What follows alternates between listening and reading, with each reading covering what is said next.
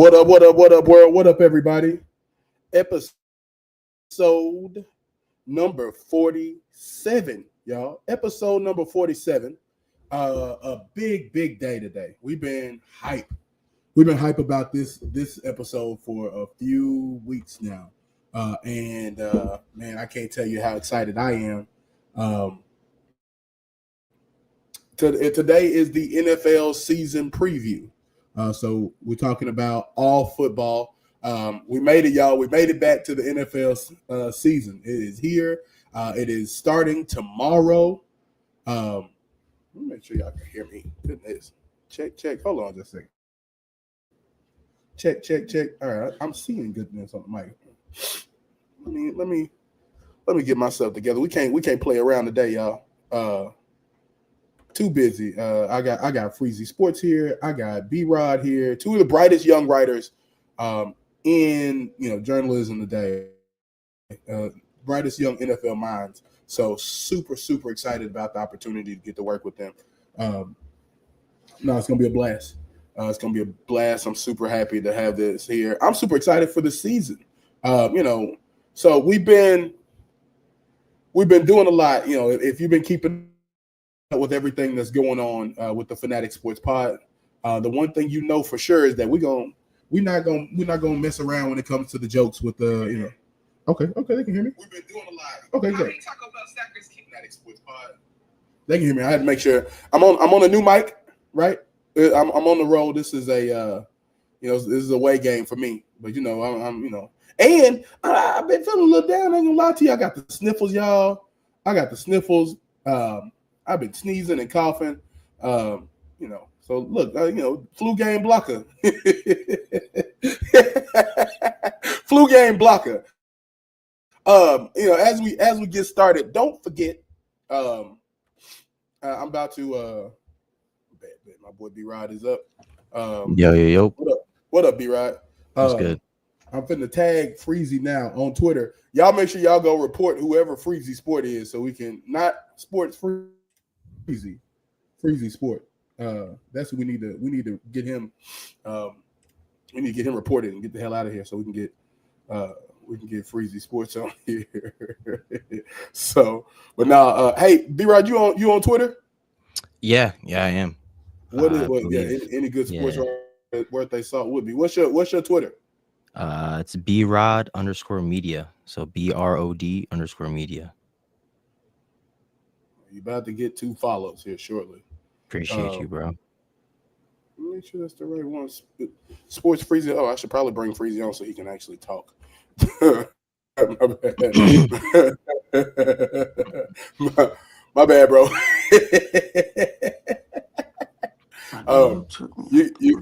Freezy, you can hear us? There he is. Oh, look at the hat he's wearing. He's ready to go. His NFL season officially. Freezy, I gotta bring him in again. But no, just super excited about this season. I think we're gonna have a fun season. With everything, with the storylines, the different new faces, new places, those types of things. It's gonna be hard to not enjoy what we're seeing this season, and I'm super excited, super excited about it. Freezy, you can hear me? Yes, sir. Okay, is Sports Freezy all one word on Twitter? Yeah. Okay. Look, man. Right. Whoever got my real handle is gonna report that Jack. Excuse my language for the kids. They're a bitch. I'm sorry. That's crazy. Yo, that's real, bro. Well, man, look, I won't prolong this much longer. I do want to, before we get started, I do want to get a couple announcements out of the way.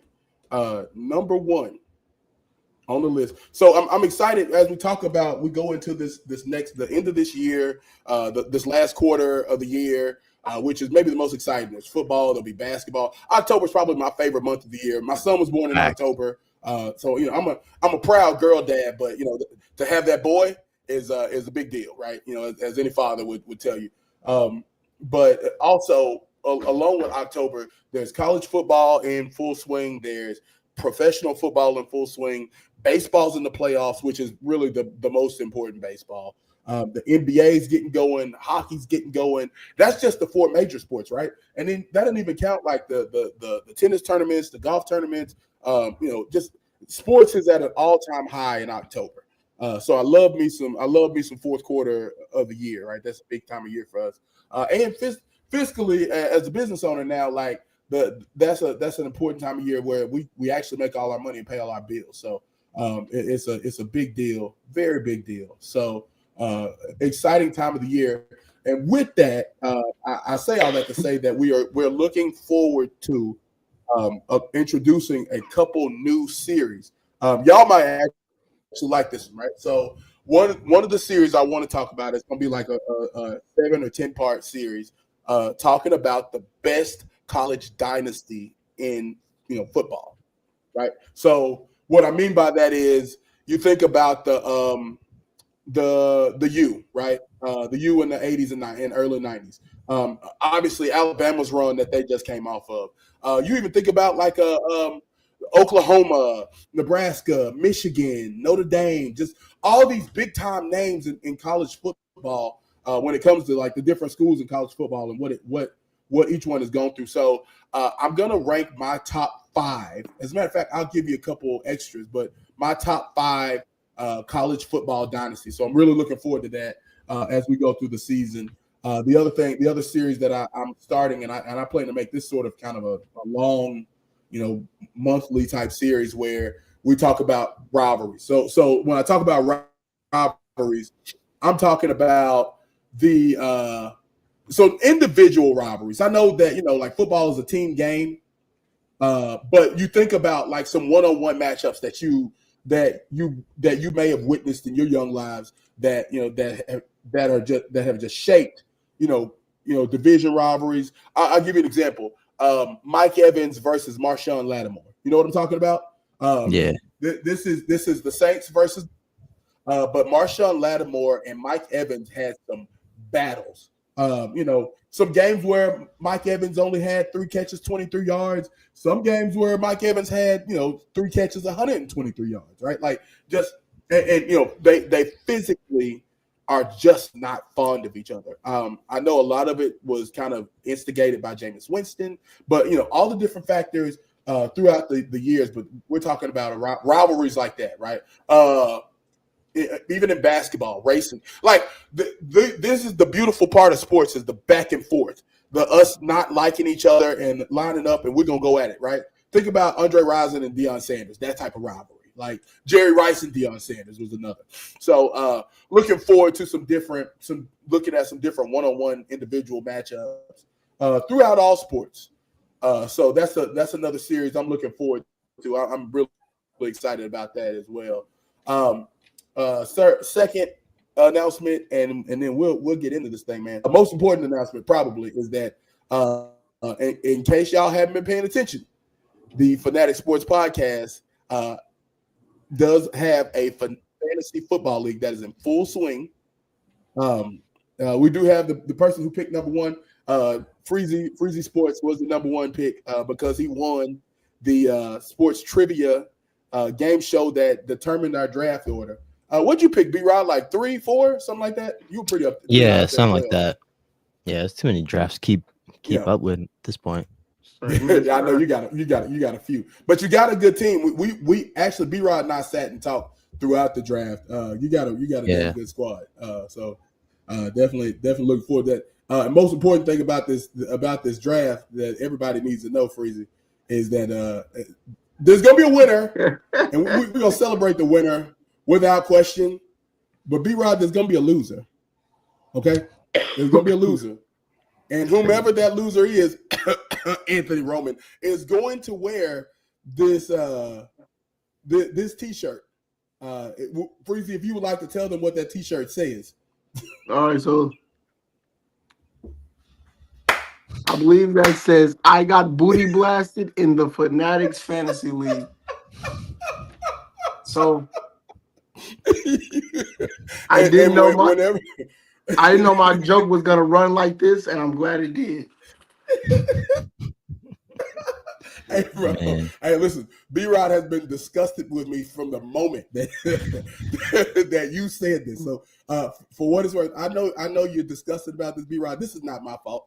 I know I'm 40, but I'm a child. Okay, I can only do so many things. And Freezy said booty blasted, and since that day, that was what 3 weeks ago, 4 weeks ago. I feel like there hasn't been a day that's gone by. Not one day that's gone by where I have not used the phrase booty blasted at least 4 times. So, hey, but it happens, man. It happens. The most important thing is that somebody's wearing that shirt, B-Rod. Whoever loses is wearing that shirt. And not just wearing it. You're going to Chick-fil-A, right? McDonald's. Chick-fil-A is crazy. Wherever there is a playpen and you are going to enjoy a meal, and I'll pay for it. I got the Chick-fil-A points, B-Rod. I'll pay for it.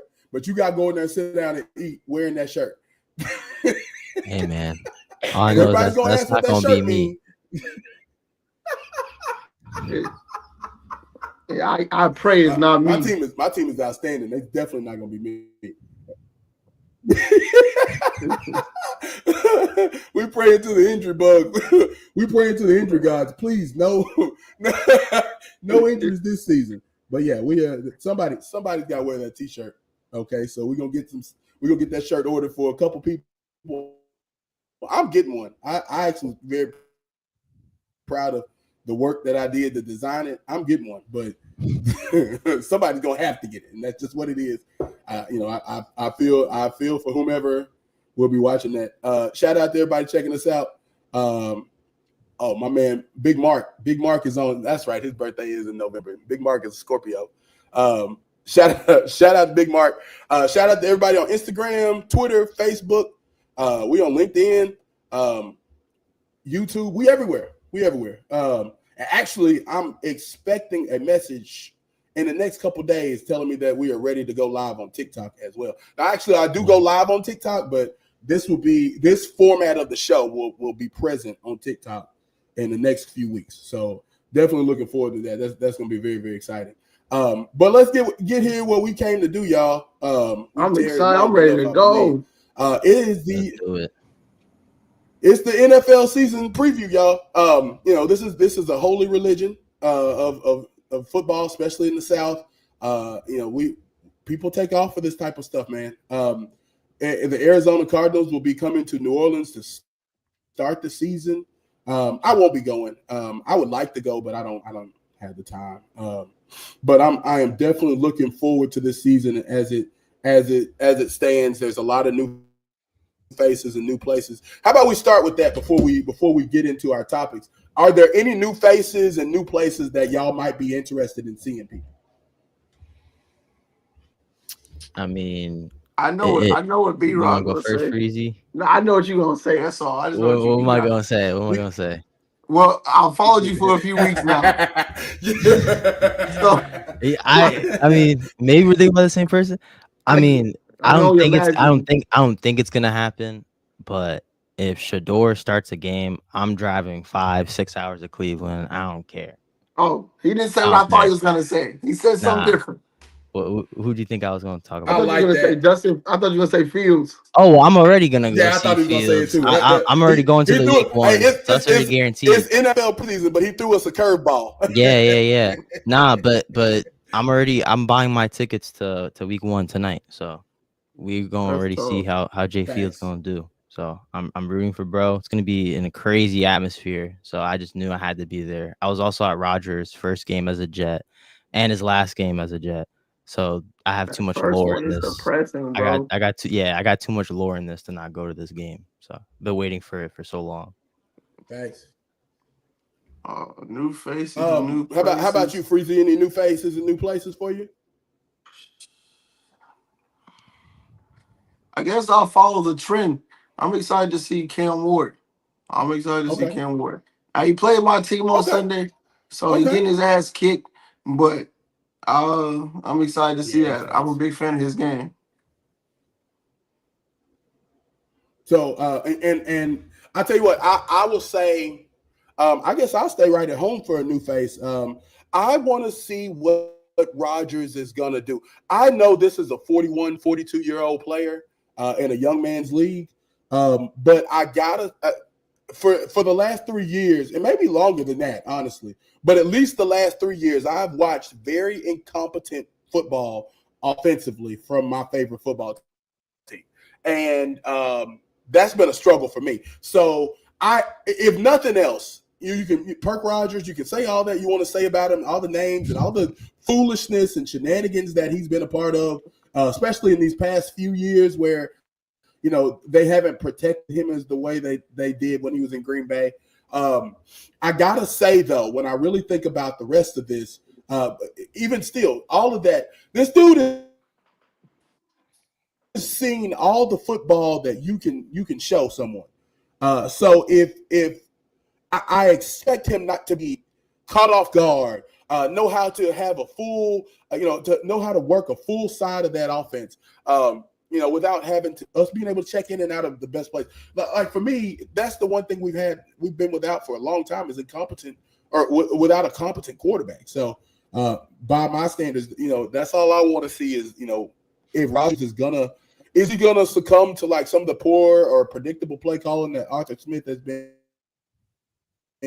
known for the last few seasons, or is he going to still be kind of his own rebel type guy and kind of set the mark. And if he is, then I would expect that he's gonna, our offense is gonna score at an easier clip. And so that's the first thing I want to see. And we get a tough task in the Jets defense with a defensive minded head coach who is a good defensive coordinator. So I mean, we should know everything we need to know by the time the ball game ends at 4:00 on Sunday. So that would be my new face in new place if I was thinking about them. And there's a bunch. And that's kind of the fun thing about, as we get started with this season, that there's so many new faces and new places, whether it be a rookie or a free agent or a traded person. You think about Deebo Samuels to the Commanders and what that means, especially at the Commanders re-sign, Scary Terry. And I know that our favorite angry Puerto Rican is excited right now at the prospect of having two big-time players on the outside and, that type of thing. So very, very excited to see that, man. Well, look, so, we broke the ice. I have I've done all the sharing I plan to do, man. It's time for us to get to work. And so first on the docket, first thing I wanted to talk about was just kind of, any games this week that kind of stand out to you, that you feel like, hey, I definitely want to see this game. Obviously, the Jets and Broncos and Freeze, you even talked about the Bears. Any other games that kind of pique your interest? Be right. You want to go first? Yeah, I'll go first here. So another game that definitely piques my interest here is the Chiefs-Chargers game. We've seen, this matchup in week 1 previous years recently, but for me, it's the new addition, of Amari Hampton from the Chargers. They have a brand new regime in Jim Harbaugh, so we're finally going to see the debut of that. And then, for the Chiefs side of things, they, you can't really rule them out. They've been to the playoffs every single year that Patrick Mahomes has been at the helm. So it's going to be a good game to watch, week 1 to see, hey, who in this AFC West, is better right here, right now, week 1. So I think it'll be a high offensive scoring game. And yeah, because like Chargers, they got Keenan Allen back. Rashee Rice is suspended on the Chiefs side of things, but their wide receiver core is still deep. So Patrick Mahomes still has plenty of weapons to work with, and I'm excited for that one too. To go the corny route and just say the Bills and the Ravens. I mean, Sunday night at Buffalo, rematch of the divisional round. In my opinion, 2 of the 5 best offenses in the league. Yeah. I'm interested to see Baltimore and their somehow even more improved defense. I'm interested to see Buffalo, and if I've heard a lot from them about Keon Coleman, to see if he takes a leap. I just think you got the second and third best quarterbacks in the world going head to head. I can't really get more excited than that. Yeah, it's hard to argue with either of those games. That's kind of the exciting thing, man. Especially week one, everybody's 0-0, and some teams are gonna come out of the woodwork. Some other teams are going to that we know, right? These are teams that this isn't a shock. It won't be a shock when we see if we see the Chiefs win the division. That won't surprise anybody. As we go through though, talking about the Chiefs, you talk about the Ravens, you talk about the Bills, and give me my kudos, Freezy. Second day in a row, I have called them the Ravens, not the Ratbirds. I'm becoming a professional journalist. Okay, all right. Hey, you're not becoming. You already are, sir. You already are. Hey, man. Thank you. All right, let me tell my mama this. She gonna be proud of me. So let's look. These are and that's kind of thing you talk about. You talked about it as well, B-Rod. Like in that AFC West, man. These are the two teams that are going to fight for that division. It feels like, right? Obviously, there's the Broncos. And then the Raiders are improved, but we got to expect. Sorry, Sarah and Worm. I think that whole division's about to be good. It's going to be. I think here's what I expect from the Bears, the Raiders. I expect those teams to be, maybe not necessarily competing for a division championship, but I think that they're going to muddy up the division. And just make it, where, last year the Lions won 15 games and the Vikings won 14. I think we see those other teams in the divisions really kind of make their steps up. You got to be able to do that to compete. So I want us to pull out our crystal ball and kind of tell me who you think is going to win each division. We're starting in the NFC North. Okay. So that this may be the toughest division in football. And Freezy, I know you like the Bears, so I'm gonna let you go first. I don't like them that much. I think they're a good. I think they're a decent team. I love Ben Johnson. I love Caleb, but I'm going with the Packers. I was going with Green Bay before they got Micah. I just thought I'm a really big Matt LaFleur fan. I love Jordan Love, and I think offensively, although they may not have the superstar receiver, I just think the smorgasbord of weapons that they have is a lot. I think Tucker Kraft can be really good. He can take a leap. I like Matt Golden. And then, of course, you got like Jaden Reed and Romeo Dobbs. And so I just think they have a nice group of weapons. And then defensively, granted, again, like I said yesterday, they've got me, you, and B-Rod at corner. So that's not ideal. But at the same time, you got a great D-line that's gotten even better with Micah, and you got some great safeties led by Xavier McKinney. So I just think Green Bay will be a top 2 seed in the NFC and win the NFC North. Yeah, I mean, how about you, B-Rod? Who you got? Yeah, I mean, that would be my exact answer as well. I had them before, the Micah trade. I have the Packers, honestly, going as far as the Super Bowl next year. So, but I'll play devil's advocate here. Looking at the Bears side of things, that's a squad that, could creep up here and maybe even leap the Lions next year. We never know, because the Lions, they may have a decline this upcoming season, losing both of their coordinators. But now you have now you have the Bears being led by Ben Johnson. I believe they have probably a better, case here in their wide receiver core in terms of who's healthy than the Packers. Because, obviously I love Matthew Golden.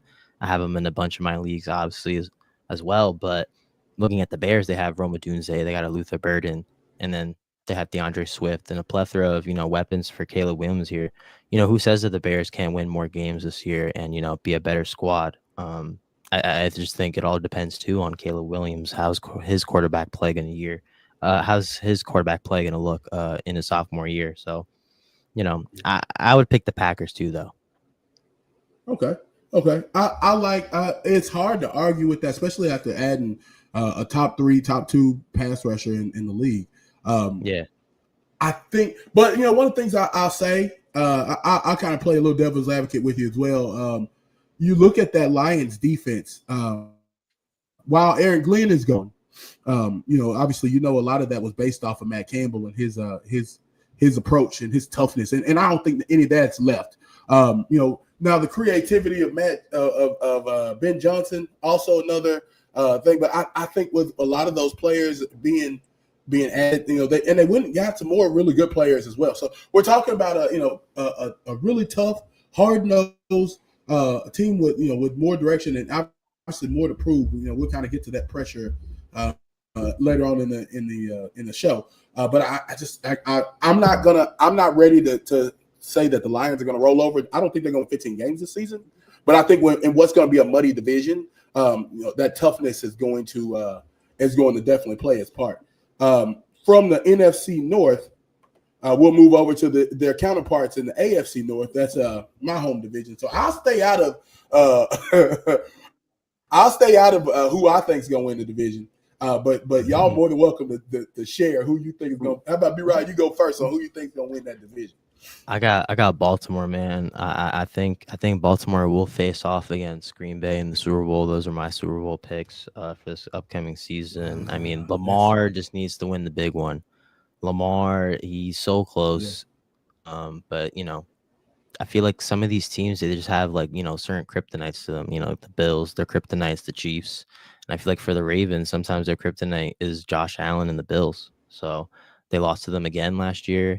And while people may argue that, hey, if Mark Andrews would have caught that touchdown, we wouldn't be having this conversation. Lamar would already have a ring, but still hasn't gotten it done. And he hasn't, really showed up in the playoffs the same way he has in the regular season to that degree.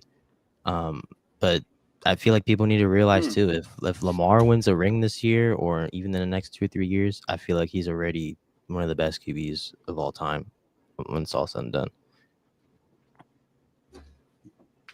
Yeah, definitely. When you think about the MVPs, the records he's already set. I mean, we're still talking about a young guy, by the way. I mean, this is hard to argue with him, especially in that division. They are it certainly seems like they've retooled. How about you, Freezy? What you got for the AFC North?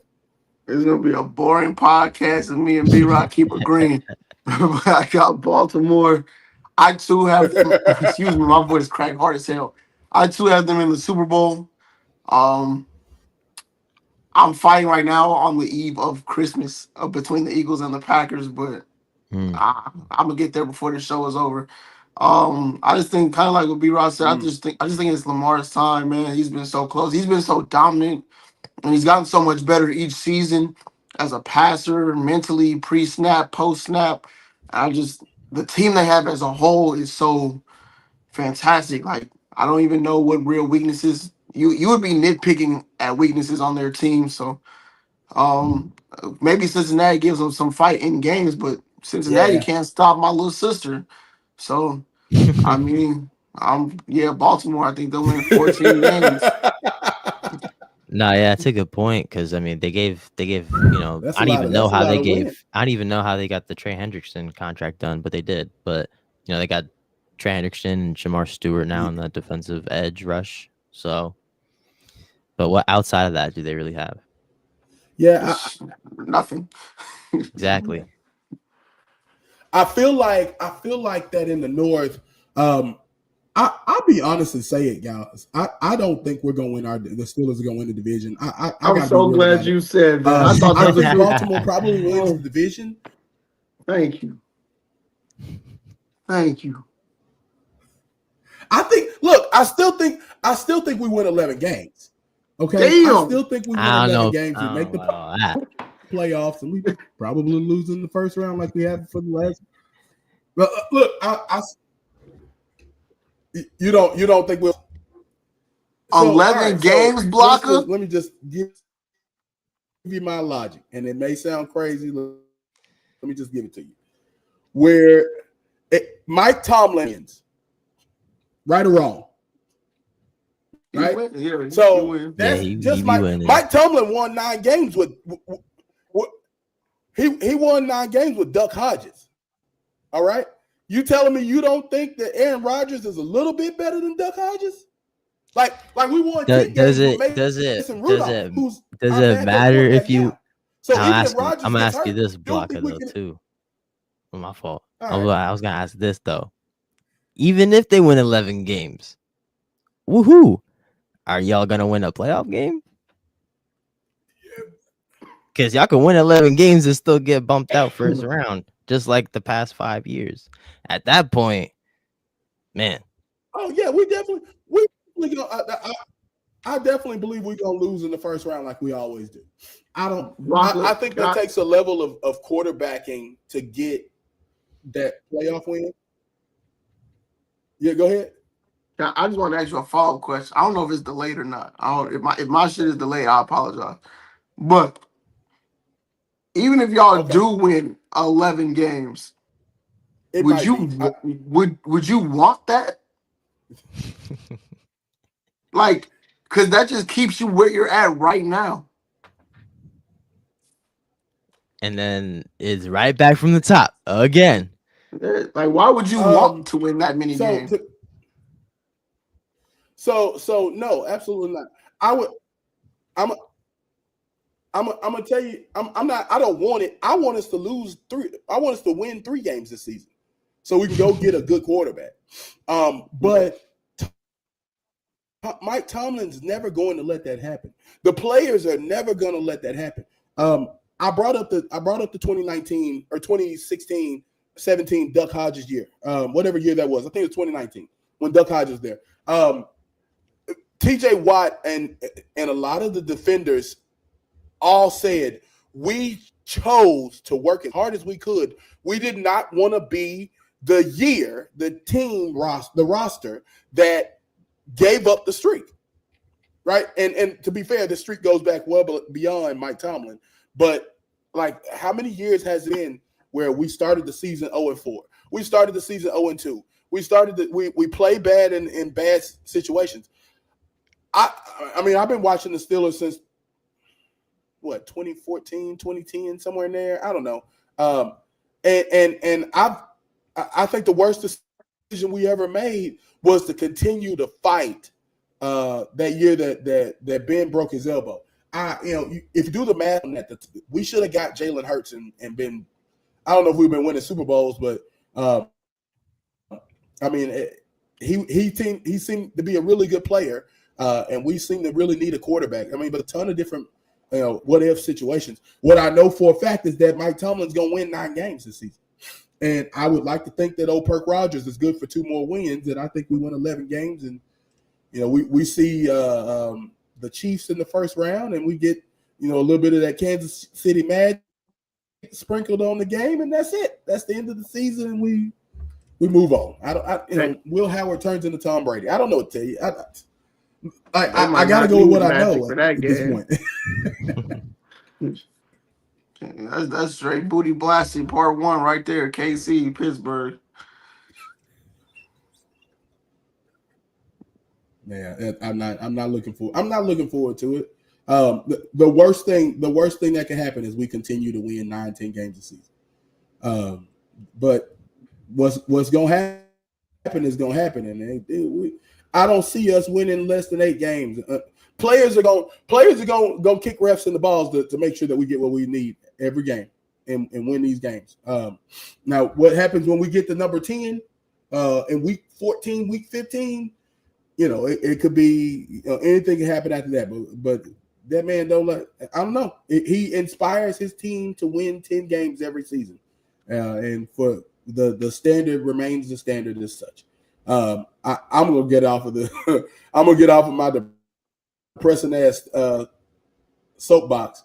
But you're right. Like to answer the question, I've got Baltimore winning the division. I don't have them going to the Super Bowl. I believe that the Chiefs are who I picked to go to the Super Bowl, and I don't have a clue who's going to win out of the NFC. But I've got a pretty good idea about this NFC South, and I think y'all do too. Freezy, you want to go first on the NFC South? This has to be the first division we have any type of if we agree on this division, something's wrong. All right. I know we're not, because I just seen B-Rod's power ranking, so I don't think we are. But I got the Atlanta Falcons. I just think they've been so close with Tampa the last few years, and they beat them twice last year. I like what Atlanta has offensively. Defensively is a little You know, you're kind of hoping Jalen Walker and James Pierce hit the ground running as rookies. You're hoping that anyone outside of AJ Terrell and Jesse Bates can do anything in the secondary. But I like what they have offensively. I do think Michael Penix Jr. can be a pretty good quarterback. So I'm going to roll with the Falcons, and they'll probably get knocked out in the first round themselves. Yeah, I mean, actually, I actually disagree on this one. I'm gonna take the Bucks here. I still think Baker Mayfield is gonna lead this team to greatness. I think they should have won more games last year. I mean, just like we said, they lost to Atlanta twice last year. Not saying that they should, be beating them with ease, this year. Obviously, we're gonna see what Michael Penix has to offer.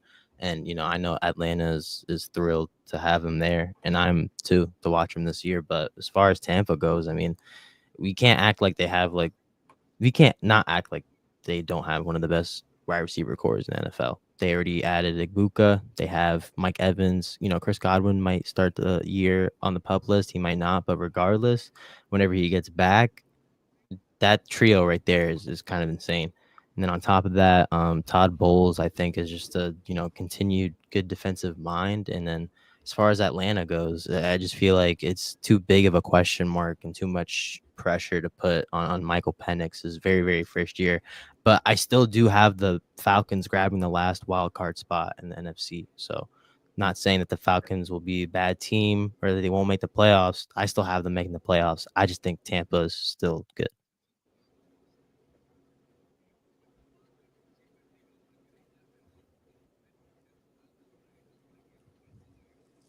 Blocker, you delayed. So I had a hard time trying to figure this out. I feel like, you know what, man, I'm on my work Wi-Fi, and it is tricky. And so I'm popping in between 2 and 1 bars, I think is what it is. Are you hearing me? I can hear you. It's just like I know there's a little bit of a delay. I'm pretty sure about that. Okay. Is it like one of the Chinese movies? So I looking at the NFC South, man, I was in the same boat where I'm wondering Falcons or Bucks. I went Falcons. I think defensively, because they're younger defensively, I think that they're going to because Raheem Morris is a defensive outstanding defensive mind as well. I'm leaning towards the Falcons and their playmaking, defense, offensively. They're gonna win a lot of shootouts, and I think them 2 young bucks are gonna get after the quarterback a little bit better. But when I think about so moving from the NFC South over to the AFC South, this is a little more cut and dry, I believe. B-Rod, you want to jump in there first for the AFC South? Yeah, I'm just gonna get out of the way here. I think the Texans are still gonna take the cake with this one. Don't think the Colts are gonna be really competing at all for that top spot. The Jaguars, their biggest question mark is going to be, how does Trevor Lawrence play? They did grab Travis Hunter through the draft, but I still think CJ Stroud is, the best quarterback in this division. And, could argue even too with this squad as well that they should have gotten farther in the playoffs last year. I believe they knocked out the Chargers and then they got bounced the next round. So we'll just see. And Nico Collins is back. So that wide receiver core again for this team as well is just very strong. And then on the defensive side of the ball, you still have Will Anderson, you still have Stingley. So better, good sneaky defense that a lot of people sleep on. How about you, Freeze? This wasn't too hard. I've seen people try to pump up the Jags. It doesn't faze me in the slightest. I got the Texans pretty easily. Like B-Rod said, they got the best QB in the division. They got the best defense in the division. So, just pretty easily Houston. That's a dangerous combination. Best QB, best defense. We saw what that did for a number of years in some divisions. It's hard to argue with that. Let me ask you this, though. Do you when you look at the Titans and you look at the Jaguars, 2 questions. Number one, do either of you feel like the Jaguars have a chance to compete for the division? And then my second question is with the Titans. While I don't expect them to necessarily win the division by any stretch, could we see kind of what we saw with Washington last year, where Cam Ward comes in and just really turns the organization around on his head immediately and makes them real legit contenders? Do we feel like either of those teams have a chance to compete? I would honestly bet more on the Titans to do more than the Jaguars. Okay. That being said, yeah, because like I said, with the Titans, it would certainly be, a huge task for, Cam Ward to go in their rookie year and win the division. Not saying that the Titans will win the division, but I feel like they'll have a better, kind of fighting chance than the Jaguars, because I feel like the Jaguars schedule too. I mean, they got KC, Seahawks, Rams back to back. And then they got the Raiders and the Texans. Nice. That right there, those 6 games. Those 5 games. And then even after that, they play the Chargers the very next week after the Texans. So, even I'm looking at my predictions right now. I had them winning 6 games in a row. I mean, excuse me, losing 6 games in a row. So, it's going to be hard for the Jags too. Any thoughts on the Titans and the Jags? I think I agree wholeheartedly. I love Cam Ward. I just don't, and I think their roster isn't as bad as people say. I think they've got a pretty decent team for a team that just had the #1 pick. But just the schedule, like they start off with Denver this Sunday, which in my opinion is like the best defense in the league. I wouldn't want to make my first start against them. And then just overall, I just don't think they're ready yet. They do have a improved O-line. So, I mean, you got an O-line, and if Cam Ward comes in as mature as he seems to be, you never know what could happen. But yeah, I think they'll be a feisty team. I just don't think they'll be winning a lot of games. Do you feel like do you feel like there's when I think about the Titans, I think about Will Levis. I want to say his first start, he threw for 400 yards against Atlanta a few years ago. Do you think there's anything left in the tank as far as is there any value left for him, maybe for a team that like say the Saints, Saints are badly in need of a varsity level quarterback. Do you feel like there's any value for someone like Will Levis in on the trade market, perhaps? Tell me if I'm tripping, because as you was asking that, it literally came to my head. The Saints already have their Will Levis. Like they play so similar to me. Not like I think Will is the better athlete, but like Spencer Rattler's gonna go out there. He's gonna throw the ball. Sometimes you're gonna put your head in your hands and you're gonna look up and he's gonna surprise you. Sometimes you're gonna put your head in your hands and you're gonna look up and it's exactly what you thought it was. A pick. I like Spencer Rattler. I was a fan at Oklahoma. It didn't pan out the way I thought it would. But I feel like they already got, as far as Will Levis is like value, no disrespect. Hell no. Yeah. Like no disrespect. Yeah. And when I said that, Tennessee might have a better chance than Jacksonville, that's only considering if, Cam Ward plays lights out, is exactly what he says he is. And then Trevor Lawrence just, continues to play like I did last year, which is very, very mid. So that'd be the only way. But I still have Jacksonville winning more games. Yeah. Where would y'all see Trevor Lawrence as far as I hate to use the word bust because it means so much when you say words like that. But where do you see him as far as like if we were going to put him on a bust? Are you ready to put him on a bust list? I'm not ready yet. Trevor Lawrence? Okay. I feel like it's too crazy just because like people have to remember the fact he didn't lose a single game of his collegiate career. Like, do you know how hard that is to do and how like that's just crazy stat to me, and that's just something I always remember about Trevor Lawrence. Like, let's just be real. I mean, it is college compared to the NFL, but still, that's banking on something. I'm not ready to make him a bust yet, but I'm probably Okay. close. I just don't think he processes well. But I mean, he's got a new head coach, and Yeah. he got the best out of Baker Mayfield. So maybe he can get the best out of Trevor Lawrence. That's a good point. That's a fantastic point. So let's look over at the NFC East, y'all. This I think is going to be another one of those divisions which I also think y'all might agree. I've got a different. I definitely have a different prediction than y'all. Blocker, don't do this, dog. I'm Don't gonna let you go first. Don't Blocker. Don't you do this, dog. Come on, man. You about to say the Giants. Bro, if he said Giants, I just think I think Philly's got one of the best rosters we've seen in quite some time, top to bottom. The quarterback is like the seventh best player on offense, and he's a former second team All Pro. Defensively, stars at every level. Cooper DeJean and Quinyon Mitchell enter year two. I really like Andrew Makuba. He already had an impact in the preseason, got a pick six. You got Jalen Carter. I think he'll win a DPOY at some point, maybe this year.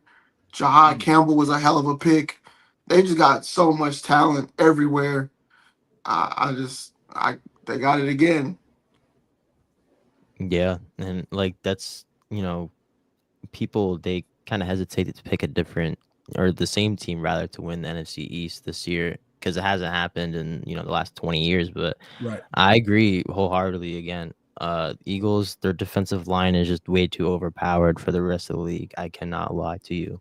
And just compared to the other teams in the division, obviously Washington gives them the best run for their money. I had them actually only 2 wins under the Eagles. I got the Commanders winning 12 games. I have the Eagles still winning 14 this year. But yeah, I think they're still the best team in the division. They still have the best player in football right now, Saquon Barkley, on their offense. You can't forget that. League MVP last year, or sorry, Super Bowl MVP last. Oh, nope, that was Jalen Hurts. But you know what I'm trying to say. They got the Madden cover. They got the Madden cover. They got Smitty. They got and the offensive line too is still one of the league's best. So all right, y'all are not wrong. Without question, the Eagles are the best team in the division, without question. But it's a reason why that the same team hadn't won the division twice in a row in 20 years.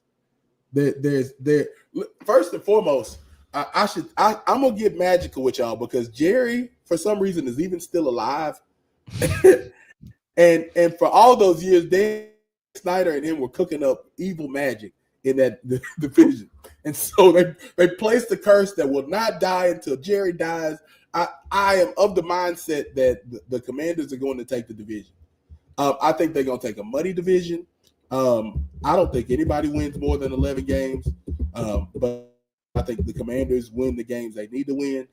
Defensively, I think they got some pieces that are kind of they're older. I will give you the Von Miller is not the Von Miller we once knew, but I think when you need him to be Von Miller for that amount of time, that amount of plays, he's going to be that Von Miller. Bobby Wagner, the same thing. Really, they've got a potent offense as well. When you add Larry Tunsil to that offensive line, I just feel like that and all this evil magic that's happening in the NFC East, I can't not feel like that the Eagles are something's gonna happen. I don't know. Saquon's gonna stub his toenail, and Jalen Hurts is his R&B album's not gonna do well, and he's gonna. I think the whole thing just gonna go badly for them, and somehow I'm being funny, but I honestly feel like that what's gonna happen is the Eagles or the Giants are gonna win more games than they're supposed to, and just muddy up this division, and somehow the Commanders come out on top. Shut up, Anthony. I don't even want to hear about it. I'm picking the Commanders. Before you change divisions, I want to say something, and y'all probably are gonna get mad at me. Okay. That's okay. I don't have the Commanders making the playoffs. All right, so hear me out. Woo! Hot take there, buddy. I think Jaden Daniels is fine. This has nothing to do with him. I'm not Okay. quite sure what to make of this defense. I think they'll be a bottom 5 unit. I think they're relying on a lot of older players that are past any type of prime. Most And past the then prime. offensively, yeah, you added Debo. I don't think Debo is that much of a game changer in my personal opinion. Not at this stage. Granted, he's not even 30 yet. So I mean, no disrespect, but he's also been often injured. He's not the greatest separator This in is the true. world. So Also and of true. course the offensive line could be improved with Tunzel, and I know they drafted Josh Connolly Jr., but I just feel like the roster as a whole, kind of like last year, I felt like the roster was nasty last year. I just feel Yeah. like they kind of like, I feel like JD snuck up on people. This year, there's some more tape. I don't like I don't like the team. I like the quarterback. I don't like the team. Mm. I can't argue with you there. And like You I said, can man, though. That's what we're here for. but You can. well, so the fact of the matter is, as I stated, you look at which prior to Michael Parsons getting traded, I honestly had the Cowboys winning the division. I think with the addition of George Pickens and then another year of maturation for a few different pieces on that defense, and of course with a healthy Micah Parsons, I think we're looking at one of the better defenses in the league. Now, I think when you take away that level of pass rusher, it makes everything else a little more obsolete, to be completely honest with you. But I had the Cowboys. I think a sleeper pick for from a fantasy standpoint, but also just from a production standpoint, is Javonte Williams walking over to the Cowboys instead. I think that he with the right number of touches and just enough run that could make Dak a threat, and with those two big time playmakers on the outside, I kind of felt like that was my pick to win the East was the Cowboys.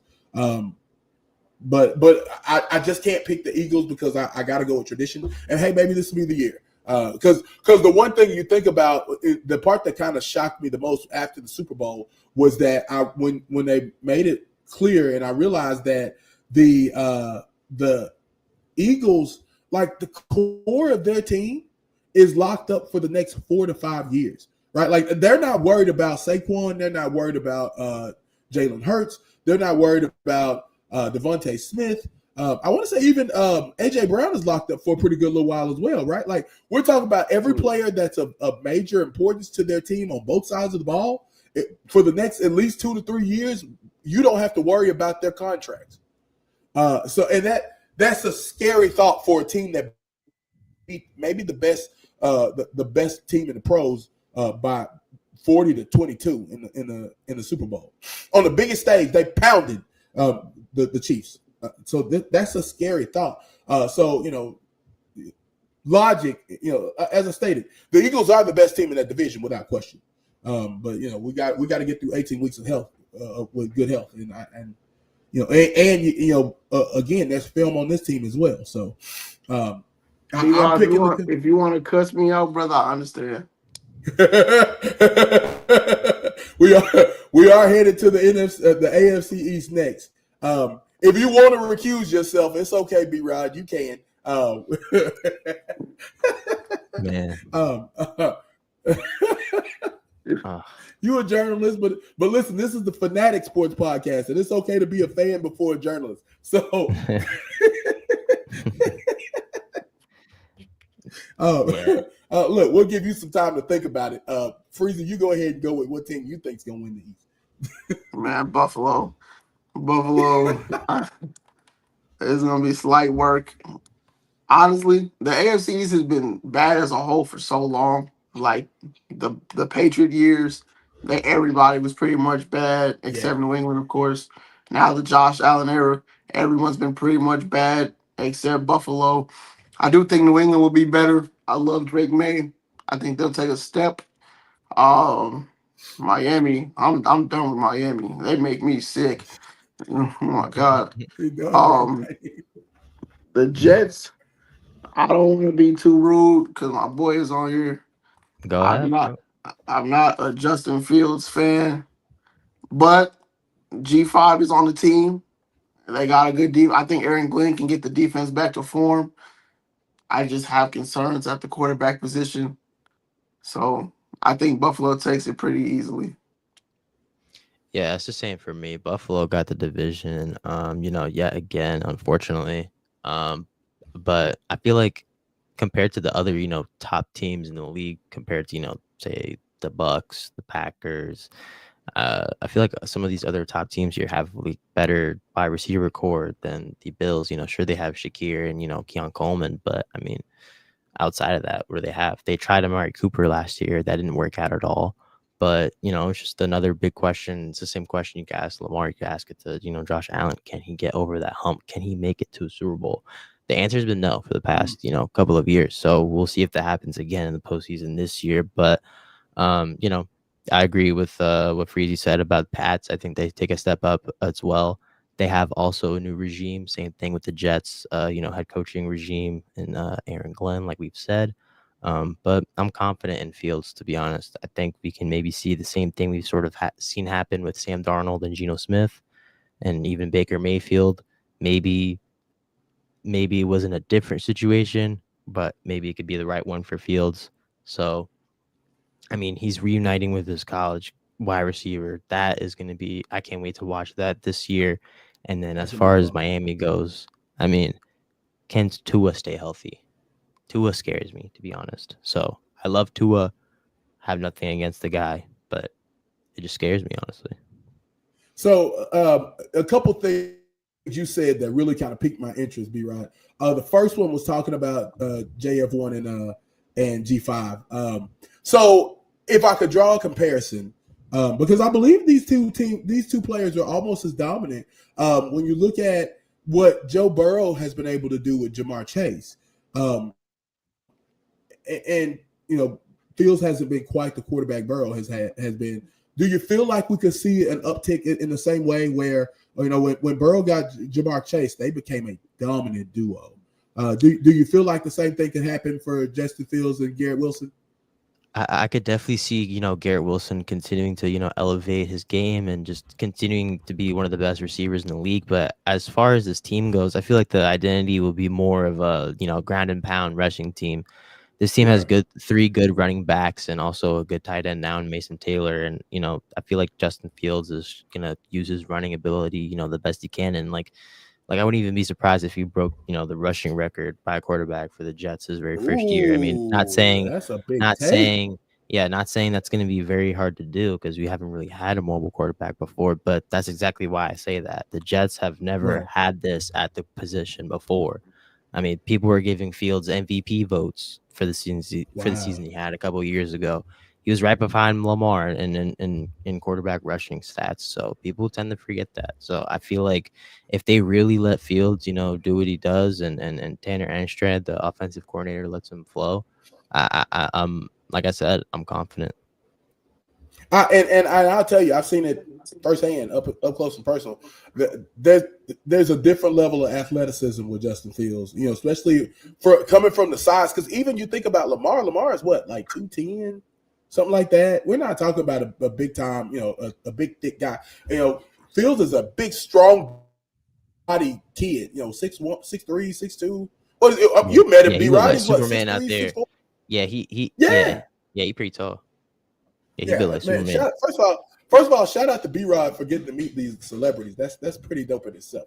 But that's a different level of athleticism. We haven't seen that type of speed. Like, honestly, his type of speed probably ever. But the closest we come to that much speed and that much athleticism at the quarterback position was Cam Newton, and that was. I mean, but we're talking about high level speed. 2015, yeah. Yeah, so it was, but yeah, 10 years ago. So I think that could be really, really interesting. Also, Preacher, you alluded to this, and I've said this in every circle I could say it in for probably 10, 12 years now, that you look back at that Patriot era of their dynasty, throughout the 2000s. The one thing, save for a couple years when when the Jets with Mark Sanchez and kind of how good Bart Scott and that defense and how good it was, except for a couple of those years, the AFC East was a dumpster fire for a really long time, and the Patriots just ran roughshod over them. Now, I won't, disrespect the dynasty by saying that maybe it was a dumpster fire because of how good, that Patriot regime was. But, I think probably in the next 2 years, I would wager to say that you look at what the Jets should do with the Justin Fields and that level of defense and that level of offense, and what I expect from the Patriots, right? With the head coach, bringing in their head coach there, Brewski, I believe it is, right? No, not Brewski. It's what was the other linebacker from there? Not Teddy Brewski, but he was the guy with the Titans, and he did take them to a first seed. Are you talking about Mike Vrabel? Yeah, Vrabel. That was the one. I got the linebackers mixed up.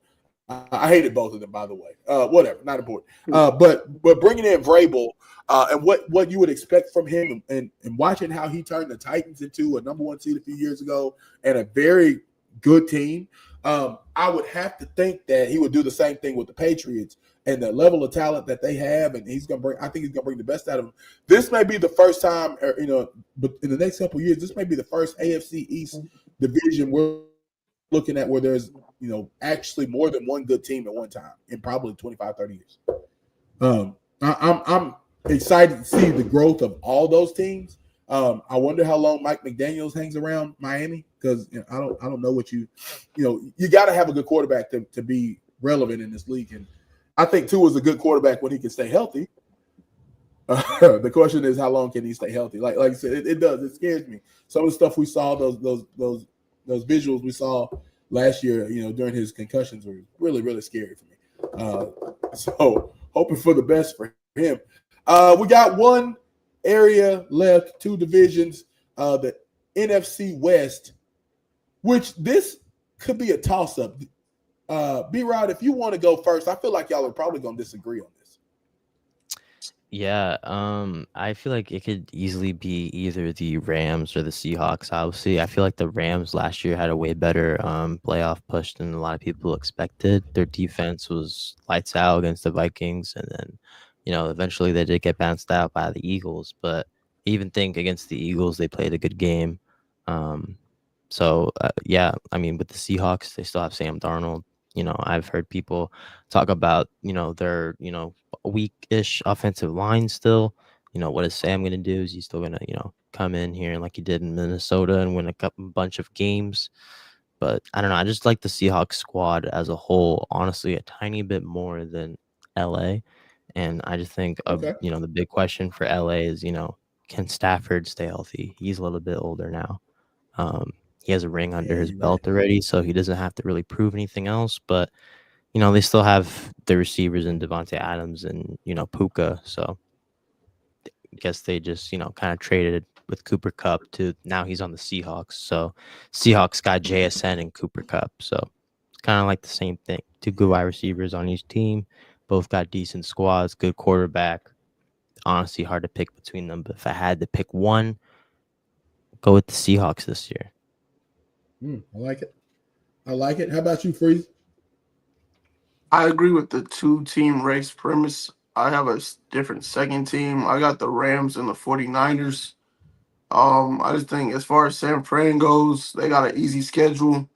They're still a talented team. I mean, I do think they need Ayuk back sooner than later, but I'm going to roll with the Rams. They created this 2-year window to win the Super Bowl. And although Stafford is hitting the Back to the Future, whatever the hell that was, to fix his back, I'm going to trust in him because, like B-Rod said, they took the Super Bowl champs to the wire. And really, if you go back and watch it, they could have won the game if they didn't have a offensive line miscommunication. That's what I'll call For it. real. They had a tight end coming open for the touchdown. So having Puka, Devontae, Stafford, if Kyron still can give you anything, if Blake Corum can step up as a RB2, and then if the defense, if Jared Verse, defensive rookie of the year, if he can take another step, I for my money, I think Sean McVay is the top 2 coach in the league. Um, so I have the Rams. I did want to say I do think Seattle can be good as well. But I because their defense can be elite. They have talent all over the place, but I just think the Rams will finish in first in the division. I think that the Niners are going to win the division. We all got a different one. Finally. I think that the Niners can win the division. I've got unadulterated faith in Kyle Shanahan. I think that you look at what he did for some. I mean, and you guys talk about it with especially Freezer. You talking about the Rams head coach McVay. I think that Shanahan has just this magical touch. I mean, he made Matt Ryan, which Matt Ryan was a great quarterback, but he made Matt Ryan an MVP. He did the same thing. Literally every stop he's been at, he has been a different level of impressive with less than talent.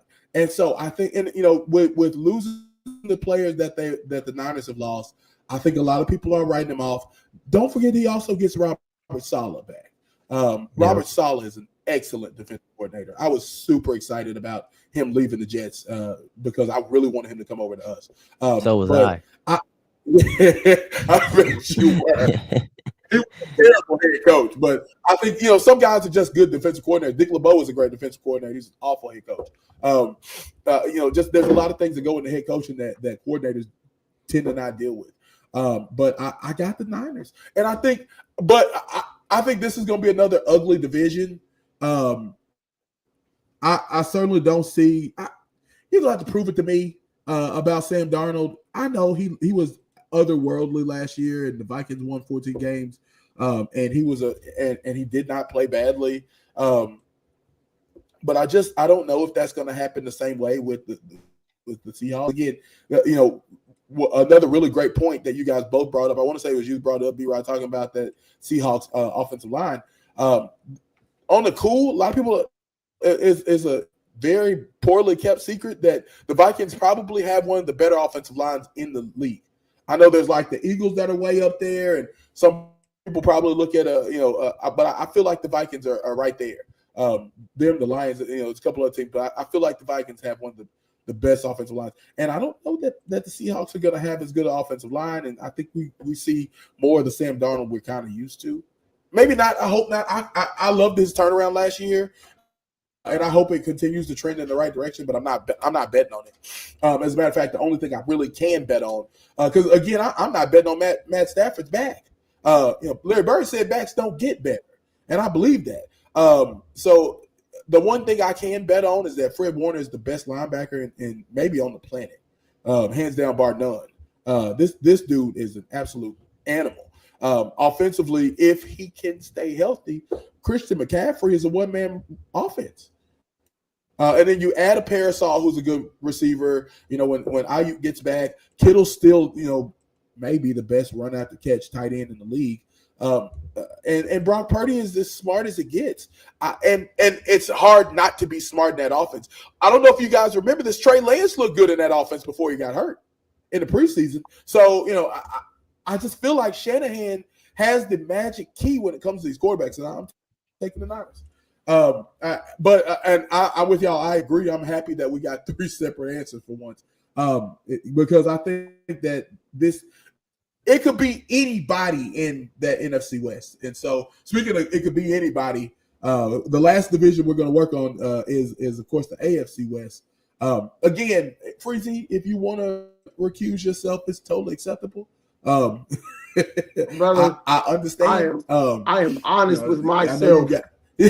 I am honest. Okay. I have no expectations to win the division. I hate all these people. Small mini rant incoming. I hate all these people that are like, the Broncos are a sleeper team. All the Broncos can make a deep run. All the Broncos can win the division. Stop saying that shit. Let us be cool, bro. Like, let us just play the games. Because now we're everybody's sleeper team. And you know what that means? We're probably going to disappoint. Let's just be real. But I got KC. They're pissed off. Everybody's disrespecting Mahomes. Oh, they're gonna do it. It's kind of like the Patriots. Everybody thought they'd have a down year, and then what do? They go smack you in the face and do what they typically do. Yeah. I do think we're gonna make the playoffs, though. I do think we'll be in second. So yeah, if that helps. Does it feel like it's a two team race, or is this It is a one team race with a really good second horse and a decent third and fourth horse. Okay. How about you, B-Rod? Anything on this AFC West? I think the Raiders adding Ashton Genty. I feel like he's gonna add that kind of Marshawn Lynch role. Considering Pete Carroll's a new head coach. Yeah. But yeah, I just think like Chargers will be better as well. I have them above the Raiders, but it's kind of hard to count out the Chiefs considering they've been to the playoffs every single year, like I've said before, with Patty there. But I still got the Chiefs over the Chargers taking this, but Chargers just give them a very big run for the money. I will say that. And then obviously the Broncos are still in there as well. Broncos are, I think, like those three teams right there, Chargers, Broncos, Chiefs, those all three could be top 15 teams in the NFL when it's all said and done. I was thinking about something as we wrapping up the divisions. Could you see a place where maybe 2-3 teams make the playoffs from the AFC West? Absolutely. I actually have that in my prediction. I got the Broncos, Chiefs, and Chargers all making it, with the Broncos as the 5th seed and the Chargers as the 6th seed. And I honestly don't think the Raiders will be far behind the 7th seed. Okay. Now that leaves. I look, man. If you can run the ball, you can win a lot of games in the NFL. And I mean, I think if John T, the way he looked in preseason game, how I expected him to look anyways, and that's going to be a scary sight. He's going to be dangerous, especially with Pete Carroll and the way he runs the rock, man. I'm really excited about this. Thinking about this, thinking about the playoffs, I think that it's exciting because there may be 8 to 10 teams that I feel like could be really, really dangerous when it comes to the playoffs. I think that the Chargers are one of those teams, especially before if they can get Najee Harris back healthy. I feel like the Chargers could definitely cause some trouble in that AFC West. The Broncos as well. Broncos. I mean, like I think it goes without saying. You said it a couple times, and I can't disagree with you. The Broncos defense is maybe the best in the league. The question is Bo Nix going to take that step to be, into, a higher stratosphere? I'm checking out our comment section, and we've had quite a few good comments, and definitely say appreciate everybody joining us for the Fanatic Sports Podcast. NFL season preview just around the corner tomorrow night. The Eagles and the Cowboys go. They open up the season, y'all. And we're talking about without question. Obviously, the Eagles are a contender, right? So they won the Super Bowl. They got an outstanding roster that they don't have to worry about financially for 3-4 years. It's hard to argue with them as a contender. The Cowboys have made some good pieces or added some good pieces. But they let one big one go, and so there's no question that you got to put them in as probably a pretender. But let's play a little game, guys. Contender, or pretender. So I'm going to show you a couple logos. You tell me, do you feel like they got a chance, or are we looking at inflated hype as we go into the season? I'll start with the Baltimore team. I can't do it twice in a day, okay? I can't do it twice in a day. But where are we with the contenders or pretenders? I got them at contenders, man. I mean, like we said before, I got them for my AFC Super Bowl pick. This year, Lamar has no excuses. Zay Flowers is still a top receiver on this team. Rashad Bateman still exists. And then they have depth at the tight end position with likely both Andrews. Yeah. But yeah, I mean, like we've said time and time again, this is one of the best quarterback play we've seen in recent memory. It's just, will he get over that hump? But I think this year he will be able to get over that hump. Like we've said, their defense has even gotten even better with James Pierce Jr. and not James Pierce Jr. Sorry, Mike Green and Maliki Starks. So it's gonna be a good 1-2 punch for them. Yeah, I think they're pretty easily contenders. Not much more to add to what B-Rod said. I just think they have the best, if not the best, the top 2 roster in the league, and I think it'll show itself this season.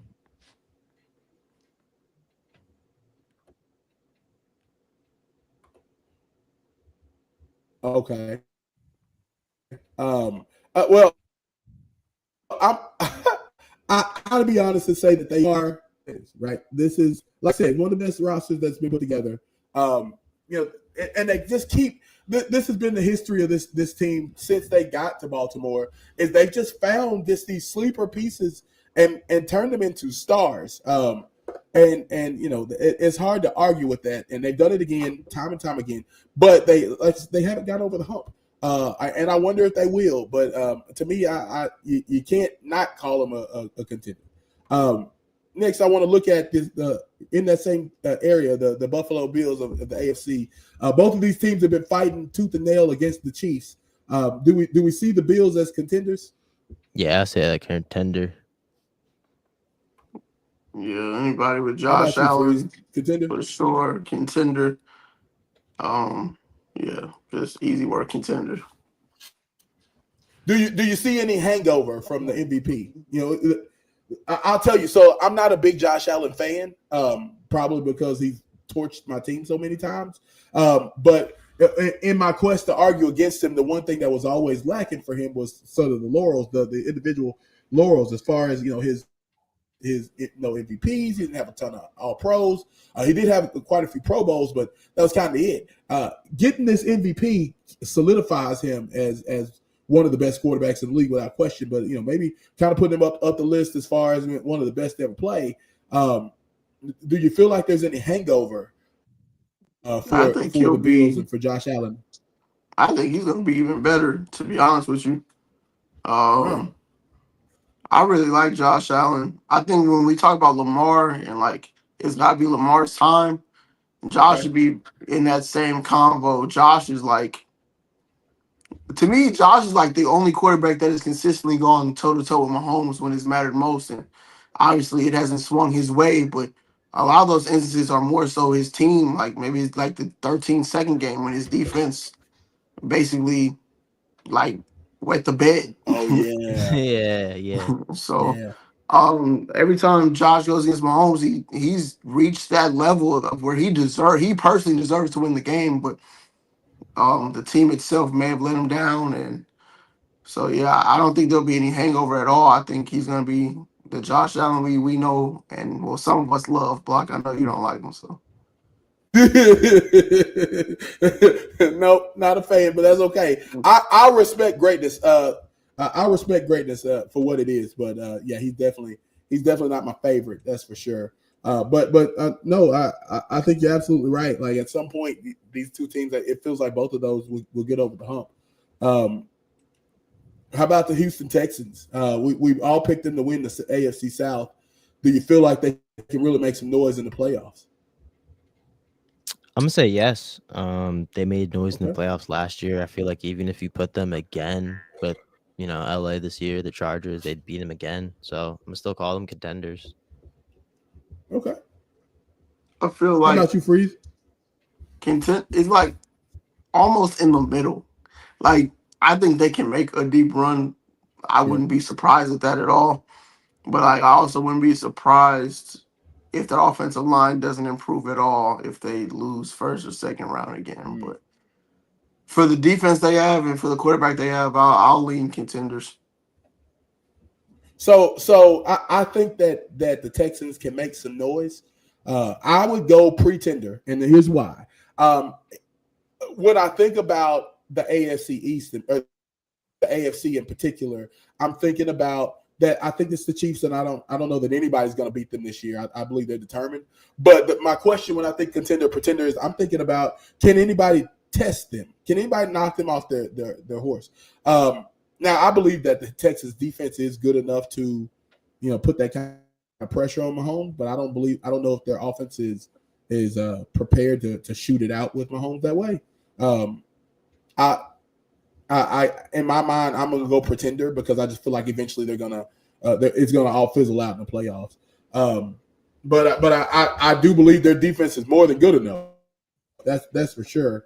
And I like CJ Stroud. I'm not sold that offense can, especially, I think if maybe they had a Joe Mixon that you could add to the mix. Right now he's not there. We don't know if he's going to be there, and as a Steelers fan, I've watched over the years, watched him torment his home base in Cincinnati because of his absence at much necessary time. So not super sold on them to win to be a contender for the AFC Championship. How about the moving over to the NFC East, or to the NFC, the Detroit Lions? Do we feel like we got pretenders or contenders here? I'm gonna say just for this year, I'm gonna say pretenders. And I keep bringing up the fact that they lost both of their coordinators, and that's for good reason. Dan Campbell is still the head coach of the squad, but I mean, their whole division just got better. So I just feel like, personally, it's going to feel hard for, I guess, the Lions to contend all at the same time than the Bears and the Packers.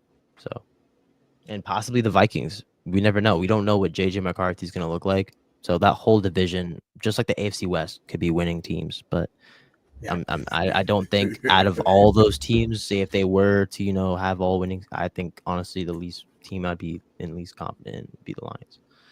Okay. How about you, Freeze? Pretender or contender? B-Rod makes some fantastic points. I'm still going to say contender for the simple fact they have a really veteran-led roster that has been in some big-time games the last few years. Dan Campbell's culture, I think, is very important to have. Yeah, they did lose two of, if not the two best coordinators in the league, so that could hurt tremendously. But I think the culture they have and the guys that have been there, like Amon-Ra, Goff, Panay, getting Aiden back. If Terry Arnold can make a step as a CB1, they signed DJ Reed.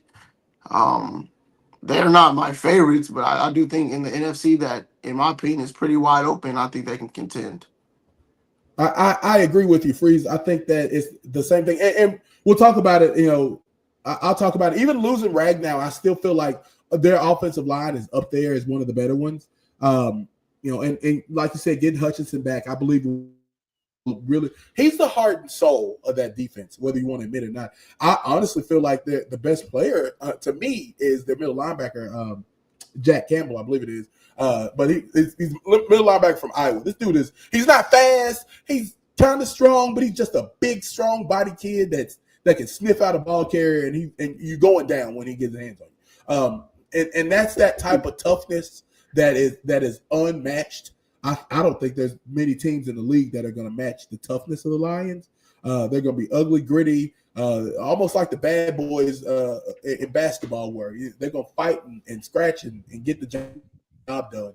And so for that, I definitely got to say they are definitely contenders. And especially, like you said, the way the NFC is so wide open. Oh my gosh, it could literally, I could name like 6 teams and you go, yep, it could be them. And here's why. And it's hard to argue with any of those facts that you would present. Like the NFC is a wide open door as to who could make it, to the Super Bowl from there. How about the Packers? I know you guys are both very, very high on them. Contenders. All caps contenders. Facts. You know what, man? When I started making these topics, I think I want to say this was before Micah, and I wasn't sold on them at all. I thought that they would be efficient. I had them definitely as pretenders at that point. I like their team. I like the way they're constructed. Shout out my man James Jackson. He kind of pointed something out to me. He said that the reason why they're so unstoppable, even without a big name receiver, is because there's so many good receivers that work so well with Jordan Love. From Christian, even when Christian Watson when he's healthy, he's scary good. To what is it, Jaden Reed, I believe it is. And then you add Matt Golden to that, and just they've got 3, maybe and now 4 guys, Tucker Craft as well. Just some playmakers that line up out there. And Savion Williams too at TCU, I believe. Almost forgot about that. And more importantly, if all else fails, you think about when Jordan Love went down last year. Malik Willis came in, and him and Josh Jacobs. No, don't do that. Don't do that. Don't do that. Don't you do that. Don't do that, block. Put Malik Willis back where he was at. They won the games. He didn't play well. I mean, the Colts were allowing a historic amount of rush yards per game at that current juncture. I think that was week 2. Granted, well, listen. I mean, you're right. I mean, Matt LaFleur probably could make me look like an average quarterback. But, okay, I mean, you're right though with the receivers. It's rare you see a core that all has a role and they all can fit in that role really well. Yeah. And so with that, then when you add a top 3 pass rusher, I know y'all are gonna tell me Miles and Micah are better than TJ, and I'll agree with you that they're younger than TJ. But when you add that type of pass rush ability to, and I mean, look, it's not like Rashawn Gary wasn't a bad pass rusher himself, and now you get an elite pass rusher opposite him, and you're gonna cause a ruckus. So with that, I gotta put him into that contender spot. I'm not so sure about this Super Bowl run guys are, but I gotta say that it's gonna be hard to prove. I mean, they're gonna have a target on their back, and they're gonna get a lot of people's best. But I think they're gonna win a lot of ball games with how well. Because I mean, even I know we talk about the cornerback situation not being the greatest, but when you got good safeties that play over the top and are playmakers, especially the way McKinney, the way he had the ability to take the ball away, and then you put even more pressure in front of that. I mean, the corners, all you got to do is stay close. I mean, the ball's gonna come flying to you anyway. So. Definitely excited to see what that defense is going to do. That's why I picked them in a couple of my fantasy leagues. I definitely want to see what kind of pressure they can create. Talk to me a little bit about the Falcons. I know we had a bit of the discrepancy on who we thought would win the NFC South. Where are we at on their ability to make noise in the playoffs? I would go in the middle here. Like I said, it just all depends on the quarterback play for Michael Penix. I like Michael Penix. Sure. I love him at Washington. I think he's going to do great on this Atlanta offense, but I just think they might be asking just a little bit too much of him his very, very first year, starting here. Same thing with, the Vikings. I'm not counting them out completely, but I just think, they'll be good, but they'll take them at least 2 years. Okay. How about you, Freeze? To start actually contending. Right, yeah. So, my fault, voice crack. I think they're a pretender. Of course, I did have them win the division, but I think defensively there are a lot of question marks. Like B-Rod said, Penix is his first real year starting. And even if he were to be good, I think it would be a lot to ask him to probably win 3 playoff games, potentially 2 on the road, just to get to the Super Bowl. So, I'll go with pretenders. Okay. I really like what the Falcons did this offseason, answering questions for once. And it almost makes their questionable decisions with Kirk Cousins last offseason make more sense almost. But no, definitely in the pretender file for me. That I think they'll be good. I think they'll win the division. But then you're gonna see the real boys in the playoffs and with a lot on the line. And you're right. It's a little more than you want to ask from a first year starter. Even one like Patrick Mahomes didn't make it as far in his first year starter. How about on the other side of the NFC South, the Buccaneers? What do we feel like for them? I had them winning that division personally, but as far as Super Bowl contenders go, I'm gonna say pretender. Don't see them making it to the NFC Championship at all, really. But they're set up for years to come. Like I said, with Puka, they'll probably always have a nice receiver core as long as he's there. Even after Mike Evans leaves, and then still got nice pieces on defense like Vita Vea. But yeah, no. NFC, I think, is going to be too tough for Bucks here. Starting the year without Wirfs. They do have a hell of a receiving core. I just can't. Honestly, this is going to be kind of rude. I just can't see a team with Baker Mayfield being a contender. I'm sorry. I just think he's too volatile to be. Dang. I think he's good. He's obviously coming off a hell of a year, but I just don't think he is the guy that can lead that particular team to where you would want to go eventually. Right. Yeah. I'm in the same boat when it comes to Baker. I think Baker's a really good quarterback. I'm not sold on the idea that Baker's going to he's going to beat he's going to beat out. And I know he beat, I want to say, they beat the Eagles last year, didn't they, in the regular season? Or something like that. Yeah. They won a couple games. I remember they weren't to supposed win. They beat the Eagles last year, yeah. They typically do again this year. They typically do. Yeah, Todd Bowles has their number. And so look, anything could happen, but I'm not gonna put them in as contenders into the NFC East, I'm sorry, the NFC as a whole. I think they'll be really good. I think they got some good pieces. They don't have a great team, so I can't say contender. A couple more teams. We'll talk about the team that a lot of people are expecting to win the NFC West. Where you at with the Rams? I got them as pretenders because, like I've said, I mean, if Matthew Stafford and the Rams were even to go, farther than they did last year, still think that Matt doesn't have really that much to prove. He already has his ring. And I still think Seahawks in that division will be as good as them, if not better. And yeah. How about you? I got them as contenders. I really just like their team. I like their coach. I love their coach. I just think if Stafford can stay healthy, which of course is a huge if. I think the type of quarterback he is, once he gets to January, the type of team they have, especially offensively, I think they can make a run. Again, they weren't far off last year from knocking off the team that did win the Super Bowl.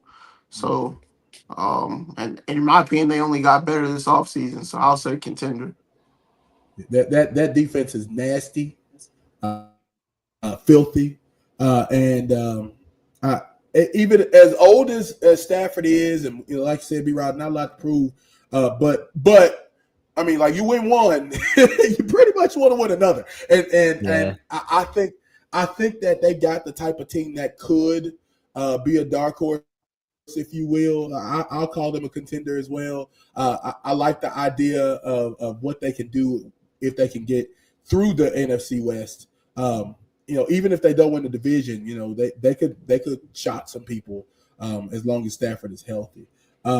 Staying in the NFC West, the team I picked to win the division. Do you see them as contenders or pretenders? Pretenders for me. I think they lost way too many pieces on defense this past season, and they still have some offensive power there on offense with Christian McCaffrey, though I like to call him Charmin Ultra Soft. Be calling Anthony Davis that sometimes too. But yeah, like I mean, I like Ricky Pearsall. I think he's a good receiver out there. But like I said, defense just lost way too many, players to free agency, and then I feel like Debo was still their best receiver on offense outside of Ayuk. So, and Ayuk was dealing with that whole, contract thing. He finally got the contract, and then he just decided to just, I guess, stop playing football. So, like I feel like he just hates being a 49er, even still. That could be very true. That's the look, man. You might have hit the nail on the head with something right there, man. That's a absolute accurate take. Is that he? It seems like he kind of took that business, the contract portion, very personal, and you can't blame him. You can't blame him because this is a hard worker. This guy, he gets out there. He's he's been noted for his blocking. He was played the background while Debo Samuel was kind of the star of the show offensively for a few seasons there. And it seemed like everyone questioned, should they keep Debo, should they keep Ayuk, should they, what I mean? So I absolutely agree. It seems like he's been bitter about the transition of even though now he's the number one guy and he's got the contract that he wanted, and they traded Debo to kind of keep that space for him. It does seem like he feels like when he feels upset. And I wonder how that plays a factor into it. Freezy, did we get to you as your decision? No, not yet. Okay. This one's a little difficult because I do think they can contend if things break the right way, but I'll say pretenders for this particular season. I just like B-Rod said, they lost a lot on defense. And what they are replacing with is younger players. They won't have Ayuk. They won't have Ayuk back for a while. Can McCaffrey stay healthy? Can Kittle stay healthy? Can Trent Williams still continue to play at a high level? Just a few question marks for me personally. So I'll say pretenders. All right, so this is gonna probably throw y'all for a little bit because I did pick them to be the NFC West division winners. I gotta call them pretenders. I think that when it comes to the regular season, they're gonna win enough games to do their part in what I feel like is again gonna be a muddy league or muddy division. But when we get to the meat and bones of this thing, as my pastor calls Anthony Davis, I say the same about Christian McCaffrey. He calls them street clothes. That's the issue with McCaffrey and half of this Steelers or this 49ers roster is that can these guys stay healthy? Even if they can stay healthy, I don't know if they're competing and they've got that drive to do it. I honestly feel like the Chiefs might have broke them a couple years ago, and we might not ever see Shanahan back in a Super Bowl. I don't know for sure, but he's gonna always have that playbook's always gonna be golden. I think he's gonna always win a lot of games because of his ability to do very much with very little. But when it's all said and done, when we look, especially in this particular, what we would expect to see in this particular playoffs, I just can't say that the Niners are gonna go far. And I actually would see them getting beat by like a Packers team, getting a little bit of revenge there. Packers have struggled with them so many years. I could see that them getting a little bit of revenge. Last team, just talking about contenders and pretenders. Any thoughts on this? On our NFC East division champion, Washington Commanders? I still think Jaden Daniels is going to have another remarkable year for Washington. Kind of worries me the similarities he kind of shares with Robert Griffin. Hopefully, Jaden stays healthy. Oof. I remember in college, he had some. He took some hits. Yeah, took some hits. Had some, worries about his arm and stuff. But still think the Commanders will be contenders, for a Super Bowl this year. I think their squad is still good enough, and that's why everybody in the offseason wanted to go to Washington in the first place because of their quarterback. And, even though, like Freezy said, he might not like the defense of the team, I still think their offense will be good enough to contend and keep up with everybody else. Okay. Freeze? I don't think I have to be too. I'll just say too much. To me, they're pretenders. Again, not for anything particular with JD. Just defensively, I feel like for them to reach back to where they were last season, which is essentially the Final Four, the offense is going to have to be, if not top 3, top 5 at least. Which, of course, they have the potential to be that, but I'm not feeling them this year. I could be very wrong. I could look like an idiot in 6 months and look stupid. Oh my god! We could come back to this video in January, and there'll be pie thrown at me, and Ant is gonna come on here and taunt me and make me say Commander chants and all that. Oh Lord, please! But I'm willing to take that. You just made me want to make them pretenders now. You just made me want to make them pretenders now, just because I don't want to have to hear. I don't want to have to hear that. That's real. I understand. If they do what we think they're gonna do, which is what I think they're gonna do, which is win the division, and I think they'll contend in their division without question. If they did that, I think that obviously, to be fair, that probably means that the Eagles are probably hurt, and so an already wide open NFC will become even more wide open, minus the Super Bowl champs. So I would say I'm just going to say contender, but you can that's just what makes sense. Going with that logic, but there definitely would be an uphill climb. So from contender to pretender, B-Rod, when you're considered a contender, that means you got a lot of pressure on your back as a team. So that's what I want to finish off with before we wrap it up, man. And let me say again, thank y'all so much for joining us. Thank you to everybody else that's joined us. It's been I know we've talked a little bit more than we've normally been talking, but man, this is NFL, baby. Everybody's 0-0. There's too much excitement to pass up on. And so, but I want to finish off with this. I kind of comprised the list of people that I thought were that had pressure on them, right? Now this is a little bit different than just being, a Super Bowl contender or, being or just, winning enough games or any of that, right? This is, getting to the Super Bowl. We spent a lot of time talking about, the Ravens and the Bills and getting over the hump with the Chiefs. Can anybody, contend against the Eagles? We talked a lot about that, and that takes pressure in itself. But here's some teams that I think are that they need to perform in this season, whether it's whether you are expecting a Super Bowl win or just trying to get over a hump or take that next step. That's what I'm talking about when I talk about who's got pressure. So the first team that I came up with, so Anthony's gonna be mad when I mention them, but let's just talk about it. And this ain't me, preaching their greatness, man. We talked about it earlier, how much I kind of don't like when we just win 9 or 10 games and then that be it. Are we in a boomer bust season for Mike Tomlin? Right?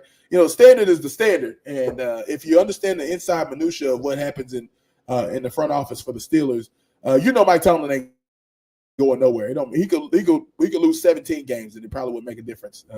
He's built up enough credit to do that anyways.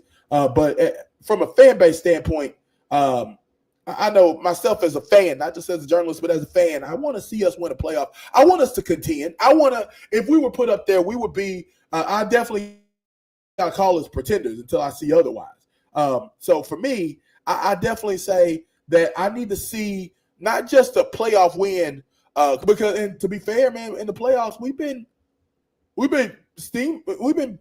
raced a lot of seasons. Now, a lot of that came at the hands of eventual Super Bowl champions and AFC West or AFC conference champions and so forth. But either way, I want us to be in that mix. I want us to have good offense. I want us for the last 3 years, it looks like the Steelers have labored, labored, and they made offense look way too hard. So to me, I have to add, I think that there's a lot of pressure on Arthur Smith, on Aaron Rodgers, Caleb Johnson in that offense. Jalen Warren, who they just signed to a 3-year extension. I think there's a lot of pressure on their back to be better, to look better. And ultimately, everybody wants to at least win one playoff game. We're trying to get bounced in the first round. So for me, I say that there's a high level of pressure on the Steelers. Any thoughts, Freezy, on this Steeler? The pressure. Whenever and essentially what y'all did was put yourself in a mini Super Bowl window, at least to just like signing all these vets, trading for Jalen Ramsey, signing Aaron Rodgers. It's a Super Bowl window for a season, so there's always pressure with that. Yeah, I'd agree, especially to win a playoff game for such a historic and respected franchise. It's been a while since you guys did win a playoff game. I'd say, yeah, there's some pressure in there. I would definitely say so. Speaking of, we talked a little bit about the AFC East and what that looks like, and we talked about how some of those teams, and I said it earlier, and I believe it, that the Patriots and the Jets could really start to challenge the Bills as contenders in the AFC East. One team we didn't mention was the Dolphins. And it's because, one, we don't know what's going on with Tua, and even when they had Tua, they weren't just great. There's a lot of missing. You would think with the pieces that they had, they'd be a dangerous team, but they weren't. And so, where are you with the Dolphins? What kind of pressure is on their back to grow and contend in this AFC East?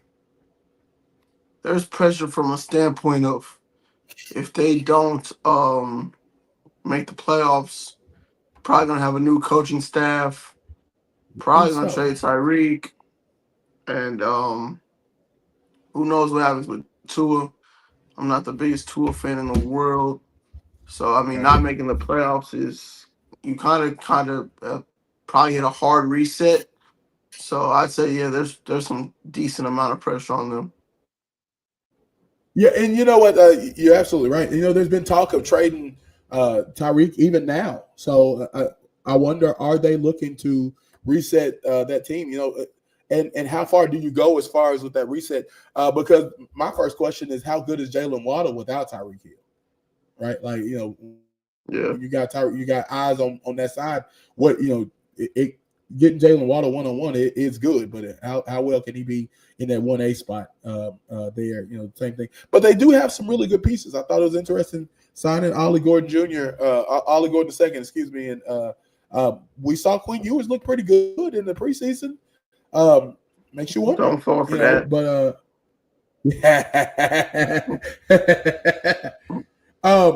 so the next three teams, I think, are teams that we definitely aren't looking at from a pressure standpoint, as to get into a playoff but we just, I think about it, and I'll start with this team, to make some good decisions. Steichen over there, and Ballard, those guys have they missed the mark a lot. You're in a bad spot when you lose, when Daniel Jones wins your quarterback competition. Like that's a bad place for me, for a Colts fan. One of my good friends, shout out to Bailey, over in back in Arkansas. She's a big Colts fan, and I know she's not going to watch no game. She ain't taking no bets with me this year on the Colts. I'm sure of it, because what do we expect other than, you think they'll win a game this season? Like that's the type of pressure that they have, is to just do well for once. I think they're in the same boat as the Dolphins, as to where you kind of have to make the playoffs, so you're going to hit a bit of a reset. I don't think they've done AR any type of justice. I understand he's not the most accurate quarterback, but Neither was Josh Allen at first, and Buffalo was patient enough to ride that wave out. I don't think Indy has been even close to patient, and especially for somebody that was already a projected project, like you couldn't have expected him to immediately hit 66% of his passes right away. Um, Yeah, that so absolutely. firing. I mean, excuse me. If they don't make the playoffs, the staff is gone. They have new ownership now. Rest in peace to Mr. Irsay. Yeah. And the team itself, I think, is good enough to make the playoffs.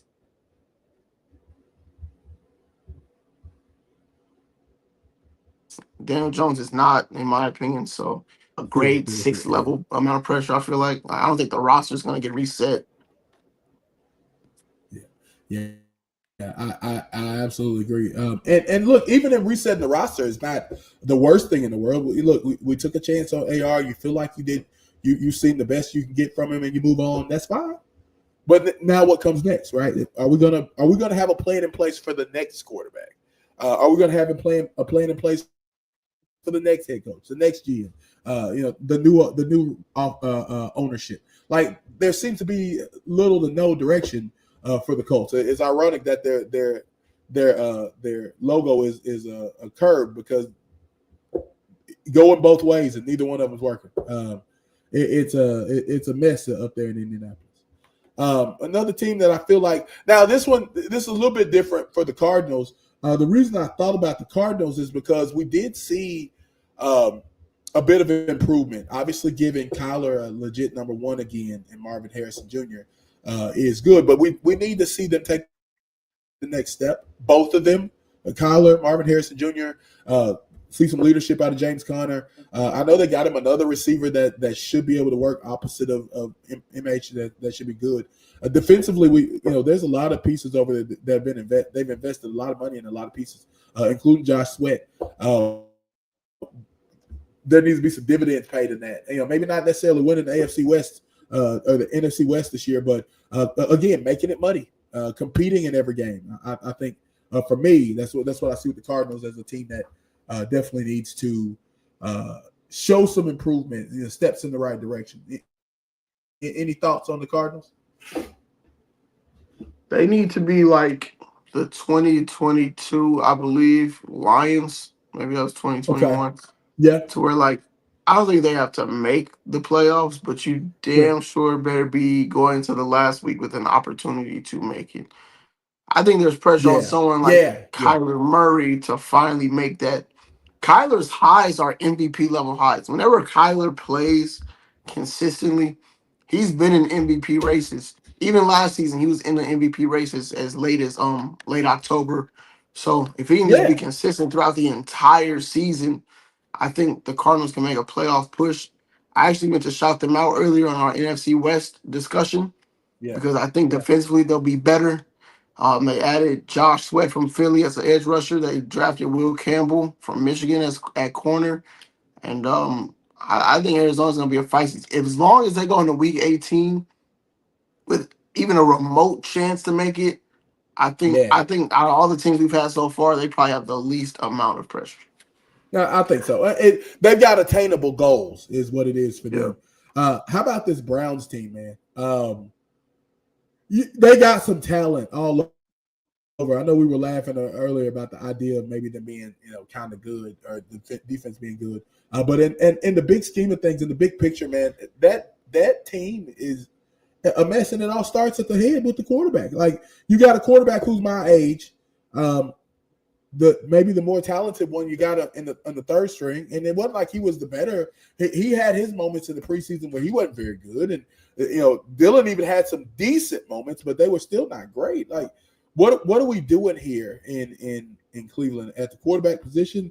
And then, of course, you know what that means for the rest of your offense.